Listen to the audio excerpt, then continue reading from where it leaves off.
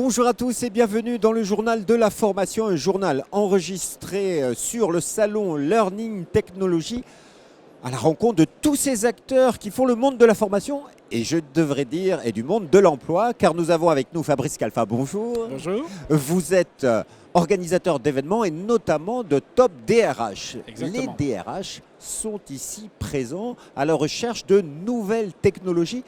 Justement, j'ai envie de vous interpeller.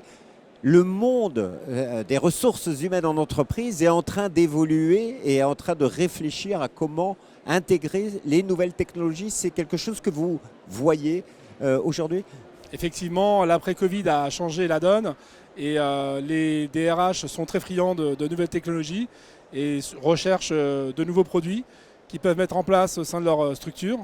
Et ce type d'événement est très intéressant pour eux, pour se mettre à jour et pour avoir les nouvelles tendances, les dernières innovations RH. Alors, vous qui connaissez tous ces RH, les DRH, etc., c'est vrai qu'il y a aujourd'hui de formidables enjeux, notamment en matière de formation, parce que les métiers changent à toute vitesse aujourd'hui. Il y a des besoins de monter en compétences. C'est quelque chose qui est pris à bras-le-corps par toutes les entreprises ? Toutes les entreprises, c'est un sujet quotidien. Ils sont obligés de se mettre à jour sur tout ce qui existe. Et ils ont besoin de faire évoluer leurs salariés, leur apporter des formations et surtout tout ce qui peut exister aujourd'hui en nouveauté. Donc pour eux, c'est très important. Et selon vous, est-ce qu'il y a des partenariats qui se mettent en place, qui sont intéressants ? Alors, on ne va pas parler, peut-être, sauf si vous le voulez, de nouvelles technologies, parce qu'on parle de réalité virtuelle, on parle de digitalisation, on parle de métaverse. Est-ce qu'il y a des choses qui marque le secteur des RH? Si, de plus en plus. Il y a de plus en plus de partenariats qui se font. Nous-mêmes, nous organisons des événements de mise en relation avec des DRH et des experts en ressources humaines qui proposent ce type de produits en formation. Et on s'aperçoit qu'à l'issue de ce type d'événement, naît des partenariats et ça fait avancer les entreprises assez rapidement. Alors, les nouvelles technologies ne sont qu'un outil, mais quels sont pour vous les enjeux clés dans les années à venir ? Il faut absolument que les DRH puissent faire évoluer leurs collaborateurs rapidement, puisqu'il y a beaucoup de choses qui arrivent sur le marché. Et c'est vrai que c'est un sujet pour eux. Ils ont besoin d'avancer vite, sereinement, et surtout de garder leurs collaborateurs en leur mettant en place justement ces nouvelles formations. Parce qu'il y a effectivement, il y a des transitions professionnelles qui sont obligatoires. Personne ne fera le même métier dans 10 ans. Non, ça c'est sûr. Mais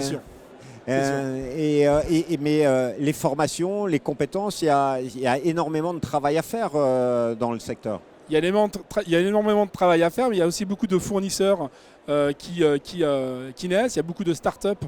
Aujourd'hui, il y a beaucoup de startups RH qui travaillent sur ce type de formation, des formations qui sont très spécialisées.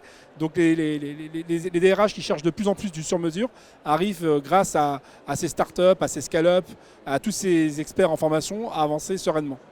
Donc aujourd'hui, les entreprises sont beaucoup plus agiles sur la mise en place de ces formations nouvelles ? Oui, de plus en plus agiles, elles sont en tout cas de plus en plus ouvertes. C'est vrai qu'il y a quelques années, elles étaient un petit peu réticentes, mais maintenant on est vraiment dans le bon timing et c'est le bon moment justement pour les entreprises à prendre des décisions sur des potentiels partenariats. Alors il y a un nouveau ministère, un ministre délégué auprès du ministère du Travail et de l'Éducation qui va travailler, qui a annoncé des mesures fortes avec des changements au niveau du CPF, au niveau de la VAE. Ces changements réglementaires, c'est une opportunité pour le secteur des DRH ? Je pense, oui. Ce n'est pas anodin si effectivement il y a un ministère qui est dédié sur cette partie-là. C'est qu'on a senti qu'il y avait un marché là-dessus et qu'il fallait effectivement faire évoluer les choses. Faire évoluer les choses.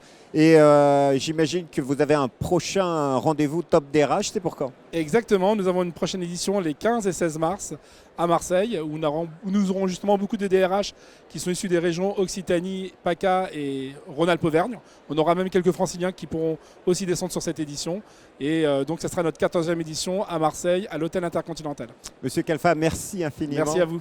Et quant à nous, on se retrouve bientôt pour un nouveau journal. Mais si vous voulez avoir plus d'informations sur Top DRH, vous allez sur www.top-drh.com. Au revoir et à bientôt pour un nouveau journal. Won't lose your individual